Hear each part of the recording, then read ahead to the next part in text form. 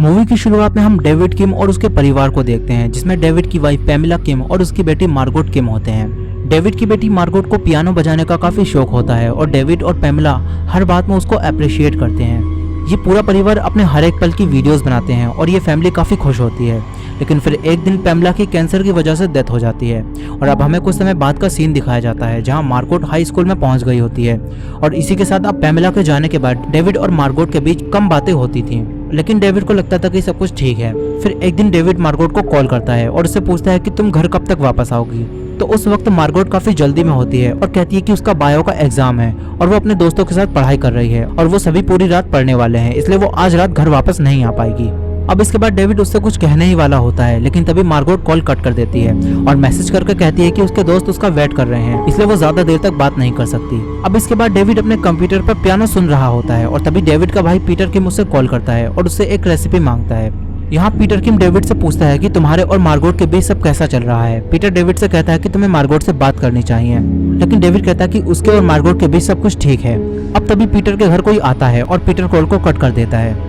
फिर इसके बाद दिखाया जाता है कि मार्गोट आधी रात में डेविड को कई बार कॉल करती है, लेकिन डेविड उस वक्त सो रहा होता है और कॉल अटेंड नहीं कर पाता।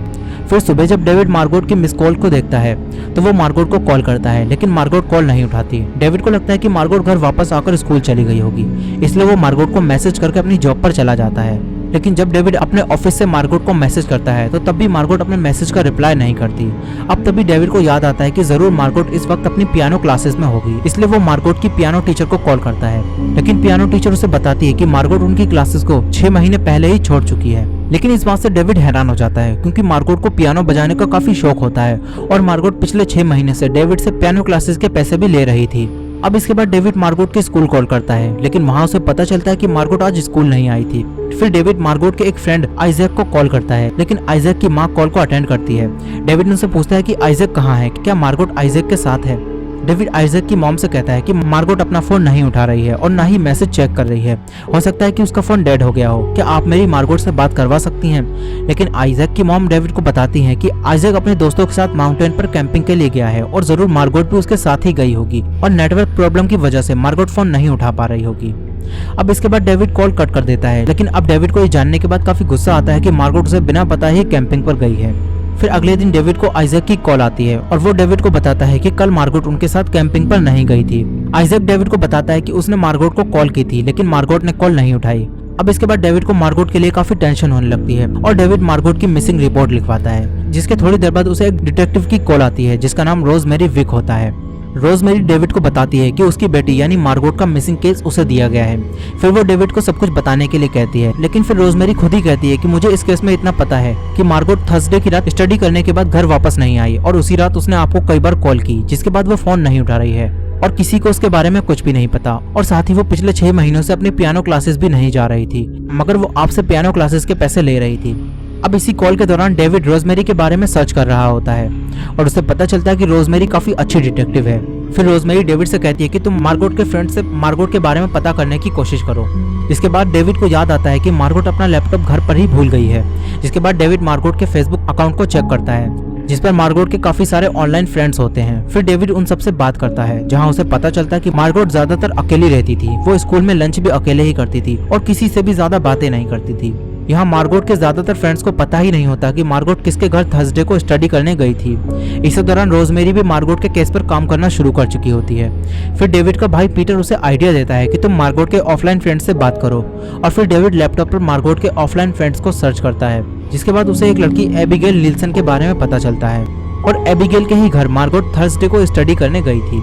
फिर डेविड एबिगेल से बात करता है, जहां उसे पता चलता है कि मार्गोट जिस दिन स्टडी करने आई थी उस दिन उन लोगों ने स्टडी रात 9 बजे ही खत्म कर दी थी और मार्गोट रात 9 बजे ही वहां से चली गई थी। फिर डेविड एबिगेल से पूछता है कि तुम मार्गोट की अच्छी दोस्त थी, तुम्हें उसके बारे में कुछ अलग पता है। लेकिन एबिगेल डेविड से कहती है कि मार्गोट उससे ज्यादा बातें नहीं करती थी, मगर एबिगेल डेविड से कहती है कि मार्गोट टम्बलर को बहुत यूज करती थी। फिर डेविड मार्गोट के लैपटॉप पर टम्बलर को सर्च करता है, जहां वो देखता है कि मार्गोट का इस पर अकाउंट था और मार्गोट इस पर अपनी पिक्चर्स को शेयर करती थी, लेकिन इससे भी डेविड को कुछ पता नहीं चलता। अब तभी रोजमेरी डेविड के पास एक सीसीटीवी फुटेज भेजती है, जिसमें मार्गोट का लास्ट सीन होता है और इसमें मार्गोट पेट्रोल भरवाकर शहर से बाहर जाने के रास्ते पर चली गई होती है। अब डेविड उस जगह को सेव कर देता है, लेकिन उसे विश्वास नहीं होता कि क्यों मार्गोट शहर से बाहर गई है। लेकिन फिर जब डेविड मार्गोट के अकाउंट को चेक करता है तो उसे पता चलता है कि मार्गोट अपने पियानो क्लासेस के पैसों को हर हफ्ते अपने अकाउंट में कलेक्ट कर रही थी और 6 दिन पहले ही उसने किसी दूसरे अकाउंट में $2500 ट्रांसफर किए हैं। लेकिन जिस दूसरे अकाउंट में मार्गोट ने पैसे ट्रांसफर किए होते हैं वो अकाउंट अब डीएक्टिवेट हो चुका होता है। अब इसके बाद रोजमेरी डेविड को एक ड्राइविंग लाइसेंस की पिक्चर भेजती है जो कि मार्गोट का होता है, लेकिन किसी और के नाम से। रोजमेरी डेविड को बताती है कि मार्गोट ने यह नकली ड्राइविंग लाइसेंस बनवाया था और उसने अपने एक अकाउंट से अपने दूसरे अकाउंट में $2500 भी ट्रांसफर किए थे और वो अकाउंट इस वक्त डीएक्टिवेट हो चुका है। मगर डेविड रोजमेरी से पूछता है कि तुम्हारी इस बात का क्या मतलब है। तब रोजमेरी डेविड से कहती है कि उसने $2500 निकाले, नकली ड्राइविंग लाइसेंस बनवाया और लास्ट सीन के मुताबिक वो शहर से बाहर चली गई, जिसका मतलब है कि मार्गोट ये शहर छोड़कर जा चुकी है। लेकिन डेविड को रोजमेरी की इस बात पर यकीन नहीं होता। वो कहता है कि अगर ऐसा ही था तो मार्गोट ने मुझे रात में इतनी बार कॉल क्यों किया और अब वो अपने कॉल क्यों नहीं उठा रही है। डेविड कहता है कि उसकी बेटी के साथ जरूर कुछ गलत हुआ है। अब डेविड कॉल कट करके मार्गोट के लैपटॉप में उन एप्स को सर्च करता है जिन्हें मार्गोट मोस्ट टाइम यूज करती थी, जहां अब डेविड को यूकास्ट मिलता है जिस पर मार्गोट का अकाउंट था और इस पर लोग लाइव आकर दूसरों से बात कर सकते थे। अब यहाँ डेविड मार्गोट के अकाउंट पर लाइव जाता है और तभी उसे एक user fish and chips join करता है, लेकिन अगले ही पल वो यूजर लेफ्ट हो जाता है। अब इसके बाद डेविड मार्गोट के लाइव वीडियोस को देखता है जहां वो देखता है कि फिश एंड चिप्स यूजर अक्सर मार्गोट से बात करती थी और उसने मार्गोट को बताया था कि वो पिट्सबर्ग में रहती है और स्कूल के बाद वो एक कैफे में एज अ वेट्रेस काम करती है। फिर एक दिन फिश एंड चिप्स यूजर ने मार्गोट को बताया था कि वो स्कूल के बाद काफी देर तक काम करती है क्योंकि उसकी माँ हॉस्पिटल में है और उन्हें कैंसर है। अब ये जानने के बाद मार्गोट को काफी दुख हुआ था क्योंकि कैंसर की वजह से ही मार्गोट ने भी अपनी मॉम को खो दिया था। अब एक वीडियो में डेविड देखता है कि जिस दिन पैमेला का बर्थडे था उस दिन मार्गोट काफी दुखी थी। वो कह रही थी कि अगर आज उसकी माँ जिंदा होती तो वो हर हाल में सबको एक साथ रखती, क्योंकि उसके माँ के जाने के बाद डेविड अपनी बेटी से उतना क्लोज नहीं रहा जितना वो पहले था और इस बात से मार्गोट काफी दुखी थी। वो अक्सर एक जगह पर अकेले बैठने जाती थी जहां मार्गोट को सुकून मिलता था। अब ये सब जानने के बाद डेविड को काफी दुख होता है। फिर वो रोजमेरी से यूकास्ट के यूजर्स के बारे में पता करने के लिए कहता है और रोजमेरी सब पता लगाने के बाद डेविड को बताती है कि मार्गोट के गायब होने से उनमें से किसी भी यूजर का कोई कनेक्शन नहीं है। डेविड रोजमेरी से फिश एंड चिप्स यूजर के बारे में पूछता है और रोजमेरी डेविड को बताती है कि मैंने उससे बात की थी और वो उस रात अपनी जॉब पर कैफे में थी और सबूत के तौर पर उसके पास वीडियो भी मौजूद है। अब डेविड काफी दुखी हो जाता है और रोजमेरी से कहता है कि मैं अपनी बेटी की फीलिंग्स को नहीं समझ पाया। तब रोजमेरी उसे समझाती है कि उसका भी एक बेटा है और रोजमेरी कहती है कि हम पेरेंट्स हर बार अपने बच्चों को नहीं समझ पाते। फिर इसके बाद डेविड कॉल कट कर देता है और अपने कंप्यूटर को शट डाउन करने वाला होता है, लेकिन तभी मार्गोट के यूकास्ट पर उसे एक लेक की वीडियो दिखती है जहां मार्गोट अक्सर जाया करती थी। अब डेविड मार्गोट के टम्बलर अकाउंट को चेक करता है तो मार्गोट ने उस पर भी उस लेक की पिक्चर को शेयर किया था। अब डेविड उस लेक के बारे में सर्च करता है और इसका नाम बारबोसा लेक होता है और ये उसी रोड पर होती है जहां मार्गोट ने लास्ट सीन में अपनी गाड़ी को मोड़ लिया था। अब डेविड समझ जाता है कि मार्गोट शहर से बाहर नहीं गई बल्कि उसी लेक पर जा रही थी, इसलिए डेविड अब रात के 4 बजे ही उस लेक पर जाता है और यहाँ उसे मार्गोट की कीचेन मिलती है, जिससे अब डेविड समझ जाता है कि मार्गोट शहर छोड़कर नहीं गई बल्कि उसके साथ कुछ गलत हुआ है। वो रात में ही रोजमेरी को कॉल करता है और फिर अगले दिन पुलिस यहाँ आकर इस लेक की छानबीन करती है और यहाँ उन्हें मार्गोट की कार मिलती है, लेकिन मार्गोट उसमें नहीं होती मगर कार की फ्रंट सीट पर ब्लड होता है और इसमें $2500 भी होते हैं, जिससे ये केस अब ऑफिशियली एब्डक्शन यानी अपहरण का केस बन जाता है और ये सारी खबर मीडिया में फैल जाती है। अब इसी के साथ मार्गोट को आखिरी बार देखे हुए आज चौथा दिन होता है और अब मार्गोट को ढूंढने के लिए डेविड और उसका भाई पीटर सर्च टीम के साथ मिलकर उस लेक के आसपास के एरिया को सर्च करते हैं। यहाँ रोजमेरी सबसे कहती है कि हम मिलकर यहाँ के सबसे खतरनाक एरिया को पहले ही सर्च कर चुके हैं और उन्हें वहाँ कुछ नहीं मिला, इसलिए अब सब लोग उस जगह को छोड़कर बाकी सारी जगह को सर्च करना शुरू करते हैं। लेकिन ये काफी बड़ा एरिया होता है, इसलिए ये एक दिन में बस कुछ ही एरिया को सर्च कर पाते हैं। लेकिन फिर अगले दिन पूरे शहर में तेज बारिश होती है जिस वजह से ये आज सर्च नहीं कर पाते। अब इसके बाद डेविड मार्गोट के लैपटॉप में उसके बिहेवियर के बारे में और ज्यादा पता लगाने की कोशिश कर रहा होता है और तब मेमोरियल 1 नाम से उसे एक ईमेल आता है जो कि लोगों के funeral live streaming service provide करवाते हैं। लेकिन डेविड उनसे कहता है कि मार्गोट जिंदा है, बस वो मिसिंग हो गई है। लेकिन जब डेविड इंटरनेट पर सर्च करता है तो यहाँ कई सारे लोग अपनी अपनी थ्योरीज बना रहे होते हैं कि किस तरह मार्गोट का मर्डर हो गया होगा। अब डेविड इन सबको इग्नोर करने की कोशिश करता हुआ लेक साइड पर मिली कार के अंदर की चीजों को देखने लगता है और यहाँ उसे अपने भाई पीटर की जैकेट मिलती है जिसको किसी भी पुलिस ऑफिसर ने नोटिस नहीं किया था। अब इसके बाद डेविड मार्गोट के लैपटॉप में मार्गोट और डेविड की चैट को पढ़ता है जिसमें उसे काफी अजीब बातें दिखती हैं। जैसे एक दिन पीटर मार्गोट से कह रहा था कि कल रात हमने काफी मजा किया, और रिप्लाई में मार्गोट कहती है कि मेरे डैड को मत बताना, और पीटर कहता है कि अगर उन्हें पता चल गया तो वो मेरा मर्डर कर देंगे। और ऐसे ही आगे कई दिनों तक वो चैट करते थे, और तब भी कई बार पीटर उससे कहता था कि हमने कल रात काफी मजा किया। लेकिन मार्गोट इससे वियर्ड होकर कह रही होती है कि मुझे डर लग रहा है, कहीं ये सब मेरे डैड को पता ना लग जाए। अब इस सारी चैट को पढ़ने के बाद डेविड को यकीन हो जाता है कि पीटर ने ही उसकी बेटी के साथ कुछ गलत किया है और उसने ही मार्गोट को गायब कर दिया है। इसलिए अब डेविड कुछ सीसीटीवी कैमरास को खरीदकर पीटर के घर जाता है और उसे बिना पता चले कैमरास को इंस्टॉल कर देता है, जिसके बाद डेविड प्रूफ के तौर पर इस सीसीटीवी फुटेज को यूज करने वाला था। अब इसके बाद डेविड पीटर के सामने उसकी और मार्गोट की चैट को पढ़ता है और पीटर से पूछता है कि तुम मार्गोट के साथ क्या करते थे। पीटर डेविड से कहता है कि वो ये सारी बात एक्सप्लेन कर सकता है, बस तुम शांत हो जाओ। लेकिन अब डेविड अपने गुस्से को कंट्रोल नहीं कर पाता और पीटर से हाथापाई करने लगता है। तब पीटर कहता है कि हम बस वीड के बारे में बात कर रहे थे, और मार्गोट ने एक दिन पीटर के पास वीड देख ली थी और वो उसे यूज करना चाहती थी, और एक बार वीड पीने के बाद वो अक्सर यहाँ आकर वीड पीने लगी थी। और मार्गोट चैट में पीटर से इसी बारे में डेविड को ना बताने के लिए कह रही थी। डेविड कहता है कि तुमने मेरी बेटी को ड्रग्स की आदत लगवा दी। फिर पीटर डेविड से कहता है कि मार्गोट अक्सर रात में यहाँ आती थी और वो अपनी फीलिंग्स को शेयर करती थी।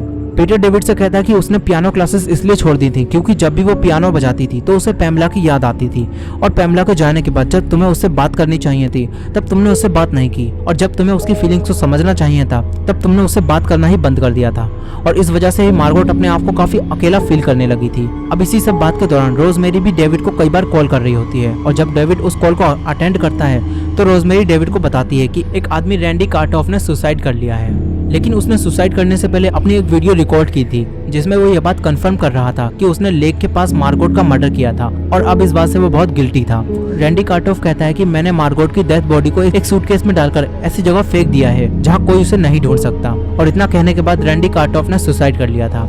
अब ये सब जानने के बाद डेविड काफी दुखी होता है, और डिटेक्टिव रोजमेरी मीडिया के सामने आकर ऑफिशियली ये कंफर्म करती हैं कि लेक के आसपास सर्च करने पर उन्हें रैंडी कार्टोफ का डीएनए मिला है, जिससे ये कंफर्म होता है कि रैंडी कार्टोफ ने लेक के पास मार्गोट का मर्डर किया है।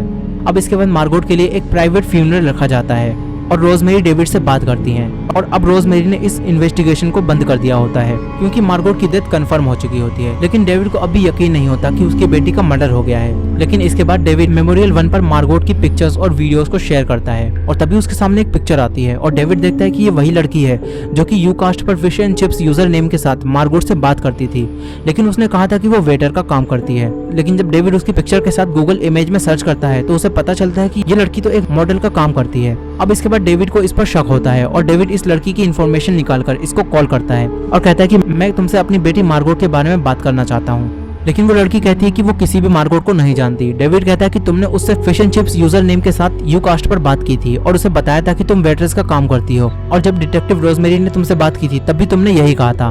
लेकिन वो लड़की कहती है कि मैं एक मॉडल हूँ और मुझे किसी भी डिटेक्टिव का कभी कॉल नहीं आया। अब डेविड कॉल को कट कर देता है और रोजमेरी को ये सब बताने के लिए कॉल करता है, लेकिन रोजमेरी कॉल अटेंड नहीं करती।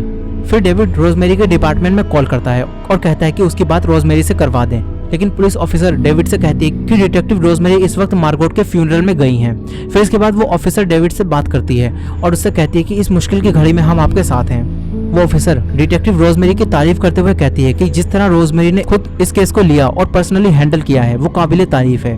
लेकिन इस बात से डेविड हैरान हो जाता है क्योंकि रोजमेरी ने डेविड से कहा था कि ये केस उसे दिया गया है। और अब डेविड फिर से रोजमेरी के बारे में सर्च करता है, जिसमें एक पिक्चर में रैंडी कार्टोफ रोजमेरी के साथ खड़ा होता है। अब इसके बाद डेविड को रोजमेरी पर शक होता है और वो डिप्टी शेरिफ से बात करके रोजमेरी को अरेस्ट करवा लेता है।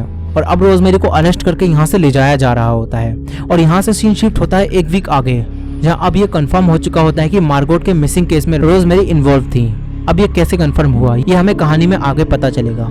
खैर अब रोजमेरी बताती है कि जिस रात मार्गोट मिसिंग हुई थी उसे 6 महीने पहले रोजमेरी के बेटे रॉबर्ट ने उसे यूकास्ट पर देखा था, और रॉबर्ट मार्गोट को स्कूल के समय से ही जानता था और उसे पसंद करता था। इसलिए रॉबर्ट एक फेक आईडी बनाकर मार्गोट से बात करने लगा था, और रॉबर्ट जानता था कि मार्गोट की मॉम की डेथ कैंसर की वजह से हुई है, और इसीलिए उसने मार्गोट को अपने आप से इमोशनली जोड़ने के लिए झूठ बोला कि उसकी मॉम कैंसर की वजह से हॉस्पिटल में है और वो अपनी मॉम के इलाज के लिए वेट्रेस का काम कर रही है। और मार्गोट इस बात से इमोशनली अटैच भी हो गई, जिसके बाद उसने fish and chips user name की आईडी पर उसकी मां के इलाज के लिए $2500 ट्रांसफर किए थे। लेकिन रॉबर्ट को अब ये सब कुछ ठीक नहीं लगा और उसने तय किया कि अब वो अपनी इस फेक आईडी से बाहर आएगा। इसलिए उसने थर्सडे की रात मार्गोट का पीछा किया, और जब मार्गोट बारबोसा लेक पर पहुंच गई तब वो मार्गोट के पास गया, लेकिन उसने वहां देखा कि मार्गोट वीट पी रही थी, जिससे वो हैरान हो गया। लेकिन मार्गोट डर गई और उस पर हमला करके भागने लगी। वो लगातार रॉबर्ट पर हमला किए जा रही थी और फिर रॉबर्ट ने अपने आप को बचाने के लिए उसे धक्का दिया। लेकिन इसी हाथापाई के दौरान मार्गोट वहां से 50 फुट गहरी खाई में नीचे गिर गई, जिससे रॉबर्ट घबरा गया और उसने अपनी माँ को कॉल किया। और अब रोजमेरी जानती थी कि इतनी ऊपर से गिरने के बाद मार्गोट जिंदा नहीं बची होगी और अगर पुलिस को ये सब कुछ पता चल गया तो उसके बेटे को जेल हो जाएगी। इसलिए उसने अपने बेटे को बचाने के लिए सबसे पहले मार्गोट की गाड़ी को लेक में फेंका और मार्गोट के केस को पर्सनली चुना, जिसके बाद उसने एक फेक लाइसेंस बनाकर ये साबित करने की कोशिश की कि मार्गोट इस शहर से बाहर चली गई है। लेकिन जब डेविड रिसर्च करते हुए लेक और गाड़ी तक पहुंच गया, तब रोजमेरी ने रैंडी कार्टोफ से झूठ बुलवाकर उसकी वीडियो बनवाई और रैंडी कार्टोफ का भी मर्डर कर दिया और ऐसा बताया कि उसने सुसाइड किया है। अब इस सब को जानने के बाद रोजमेरी के बेटे को भी अरेस्ट कर लिया जाता है और सीन वापस वहीं शिफ्ट होता है जहां रोजमेरी को अरेस्ट करके ले जाया जा रहा था। और उस वक्त डेविड ने रोजमेरी से पूछा था कि क्या मेरी बेटी जिंदा है या वो मर गई, और तब रोजमेरी ने उसे बताया था कि वो बारबोसा लेक के पास मौजूद 50 फुट नीचे खाई में गिर गई थी और अगर वो बच भी गई होगी तो अब तक वो मर चुकी होगी, क्योंकि कोई भी बिना पानी के 5 दिनों तक सर्वाइव नहीं कर सकता।